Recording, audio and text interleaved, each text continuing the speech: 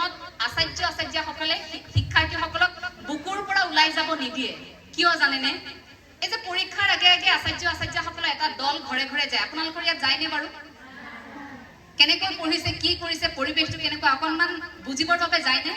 আমাৰ ঘৰলৈ গৈছিল আমাৰ ঘৰলৈ যাওঁতে দাদা আৰু মই খুব ভয় কৰো শেষ মৰিলো কি বা কথা কৈ দিয়ে মা দেউতাই ঠিক নাই আমাৰ কাৰণে আটাইতকৈ বেছি ভয় লগা মইতো ভাবিছিলো যে পৃথিৱীত সেইটোতকৈ আৰু ভয়ানক কথা একো হ'বই নোৱাৰে তাৰ পাছত ভাবিলো সেয়া দেখোন এটা মানে সাধাৰণ চিটুৱেশ্যন এটা পৰিস্থিতিহে মাত্ৰ আচাৰ্য ঘৰলৈ অহাৰ সমান ভয় একো ডাঙৰ কথা যেন একো নায়েই সেই ধাৰণাটো খুব মনত আছিল গতিকে সেই মুহূৰ্তত যে আচাৰ্যসকল যে আমাৰ ঘৰলৈ যায় তেতিয়া কিন্তু স্কুলৰ যিগৰাকী আচাৰ্য যেনেকৈ থাকে সেই মনোভাৱটোত কিন্তু তেওঁলোক নাযায় সেইদিনা তেওঁলোকক অকণমান আপুনি পৃথক দেখিব অকণমান যদি আপুনি তেওঁলোকক চাই সেইদিনা আচাৰ্যৰ মুখমণ্ডলত